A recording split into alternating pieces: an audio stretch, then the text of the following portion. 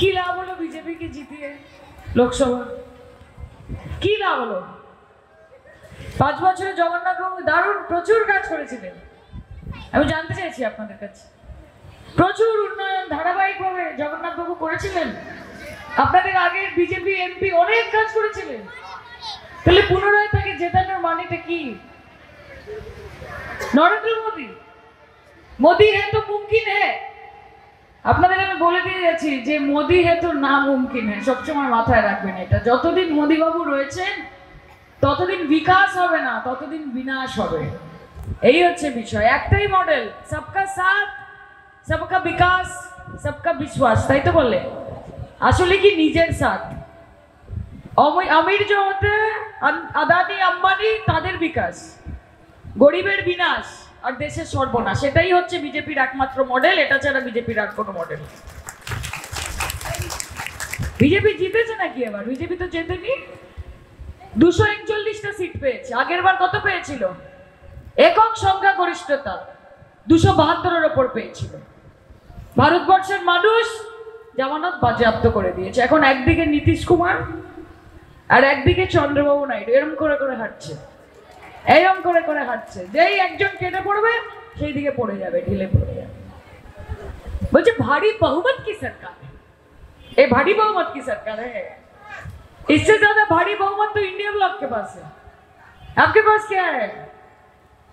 ওই যে একটা ডায়লগ ছিল না, ডায়লগ মনে আছে? একটা জায়গায় বলেছিল যে আজ মেরে পাস বাংলা है, গাড়ি है, মনে আছে? হ্যাঁ, কি হাসি বৌদিদের। হ্যাঁ, बीजेपी बोले आज मेरे पास 20,000 करोड़ का सेंट्रल विस्ता है, बंगला है, गाड़ी है, तुम्हारे पास क्या है? हमरा बोली हमारे पास ममता है, हमरा बोली हमारे पास ममता है। তো যার কাছে দিদি আছে তার কাছে কি আছে? গোটা পশ্চিমবঙ্গের মানুষ জানে যে লাভ ছাড়া ক্ষতি নেই, দিদি ছাড়া গতি নেই। লাভ ছাড়া ক্ষতি নেই, দিদি ছাড়া গতি নেই। আজকে এই রানাঘাট তার জন্য কেউ কাজ করবে না। জগন্নাথ সরকারকে ভোট দিয়েছেন তো? 5 বছরে যদি 5 বার দেখতে পান আমাকে জানাবেন। আপনাদের পাশে কোন রকম বিপর্যয়, কোন রকমের দুঃখ, কোন রকম কষ্ট, কোন রকম অসুবিধে যদি কেউ পাশে থাকে তার নাম তৃণমূল কংগ্রেস। এই যে এই মঞ্চে যারা যারা বসে আছেন না, প্রয়োজনে তাদেরকে পাশে পাবেন, কোনো বিজেপিকে পাশে পাবেন না। ভারতীয় জনতা পার্টি না, বিজেপি মানে হচ্ছে ভারত জ্বালাও পার্টি, বিজেপি মানে হচ্ছে বাংলা জ্বালাও পার্টি। এই বিজেপিকে একটাও ভোট দেবেন না। এই যে মুকুটমণি অধিকারী, সুবক্তা, কি সুন্দর কথা বললো দাঁড়িয়ে দাঁড়িয়ে, ইয়াং ছেলে, ব্রাইট ছেলে, আগামী দিন আপনাদের জন্য কাজ করবে। আর বিজেপি পালিয়ে পালিয়ে বেড়াবে, শুধু ইলেকশনের আগে আসবে, এসে ভোট পাখির মতো কানে কানে শুধু একবার বলো তুমি যে আমার, তুমি যে আমার। ইলেকশনের আগে গিয়ে দরজায় কড়া নেড়ে নেড়ে কহো না প্যার, কহো না প্যার। আর যে ইলেকশন মিটে যাবে তখন তো তাদেরকে কোথাও দেখা যাচ্ছে না, তখন আপনারা বারান্দায়, ছাদে, রাস্তায়, মাঠে, ময়দানে দাঁড়িয়ে গাইবেন কোথা কোথা খুঁজেছি তোমায়, তুমি জানো না, তোমার দেখা নাই রে, তোমার দেখা। 34 বছরের সংগঠনকে জেঠু এমন অবস্থায় নিয়ে এসেছে যে এদের লাল ঝান্ডার লাল কাপড় এখন রাস্তায় কম আর বিরিয়ানির হাড়িতে বেশি দেখাচ্ছে, তাই তো? লাল ফেরা, হাল ফেরা, আর নিজেদের হাল ফেরা আগে, তারপর বাংলার হাল ফেরাবে।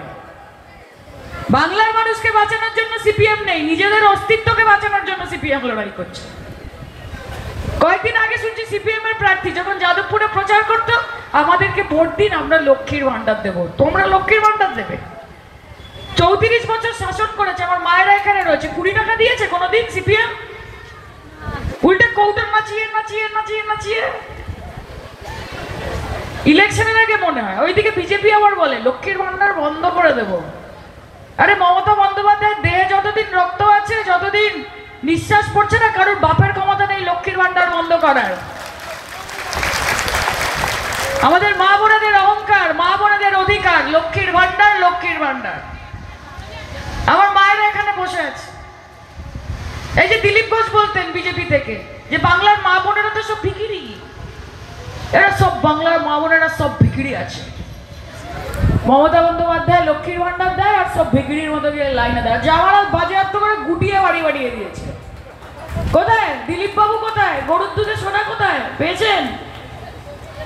বড় বড় কথা বলবেন না।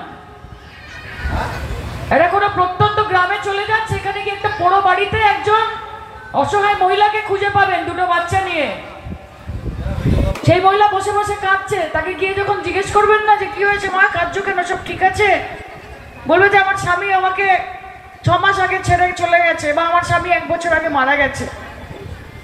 তুমি তাকে জিজ্ঞেস করবে যে মা তোমার বাড়ি চলে কি করে, ঘর চলে কি করে, সংসার চলে কি করে, বাচ্চাদেরকে মানুষ করো কি করে? সে বলবে আমার বাবা আমাকে দেখেনি, আমার স্বামী আমায় ছেড়ে চলে গেছে, আমার বাচ্চারা আগামী দিন আমায় দেখবে কি আমি জানি না, কিন্তু অলক্ষ্যে থেকে যদি কোনো কেউ আমার জন্য কিছু করে থাকে, যদি আমার সংসার চালিয়ে থাকে, তার নাম মমতা বন্দ্যোপাধ্যায়, যার 1200 টাকা দিয়ে আমার বাড়িতে উনুন চড়ে। তাহলে বড় বড় কথা বলার আগে बोले ना, ज्यादा बोलने के पहले दूसरों को बोलने से पहले अपने गिरवान में झांक के देखो। অন্যদের দিকে আঙুল তোলার আগে নিজের হাতের দিকে তাকান যে আমার হাতটা পরিষ্কার আছে তো। আজকে আমার মায়েরা এখানে বসে আছে, আমার দিদিরা এখানে বসে আছে। একটা সময় ছিল যখন আমার দিদিরা গিয়ে, মায়েরা গিয়ে তার বড়দেরকে বলতো যে ওগো শুনছো? বলছে হ্যাঁ বলো। বলছে 100 টাকা দেবে, একটু বাপের বাড়ি যাচ্ছিলাম, একটা রুই মাছ কিনে দিয়ে যেতাম। বলছে রুই মাছ খাচ্ছি, যাও চুনো মাছ কিনে 20 টাকা দিত না। দাদারও মুশকিল, হয়তো হাতে টাকা নেই, কিছু নেই, অন্যদিকে চলে গেছে। তারপরের দিন আবার আসতো, ওগো শুনছো? বলছে হ্যাঁ শুনছি বলো। বলছে 200 টাকা দেবে, ভাইয়ের ছেলের জন্মদিন, একটু গিফট কিনে নিয়ে যেতাম। বলছে গিফট দেওয়ার কি আছে, বুক ভরা আশীর্বাদ দাও, প্রাণ বলা ভালোবাসা দাও, গিফট দিচ্ছি। মমতা ব্যানার্জি বুঝেছিলেন যে মহিলাদেরকে যদি শক্তি প্রদান করতে হয়, তাহলে তাদেরকে আর্থিকভাবে শক্তি দিতে হবে, তাদের হাতে টাকা পৌঁছে দিতে হবে। সময় ভুলেছে, খেলা ঘুরেছে। এখন দাদারা এসে বৌদিদেরকে বলে ওগো শুনছো? বলছে শুনছি বলো। বলছে না মানে, বলছে বলো বলো। বলছে 100 টাকা দেবে, লক্ষ্মীর ভান্ডার ঢুকেছে না, একটু বাইকে তেল ভরতাম, হয় কি না? কি লাভ হলো বিজেপিকে জিতিয়ে লোকসভা? কি লাভ হলো? 5 বছরে জগন্নাথবাবু দারুণ প্রচুর কাজ করেছিলেন। আমি জানতে চাইছি আপনাদের কাছে, প্রচুর উন্নয়ন ধারাবাহিকভাবে জগন্নাথবাবু করেছিলেন। আপনাদের আগের বিজেপি এমপি অনেক কাজ করেছিলেন। তাহলে পুনরায় তাকে জেতানোর মানে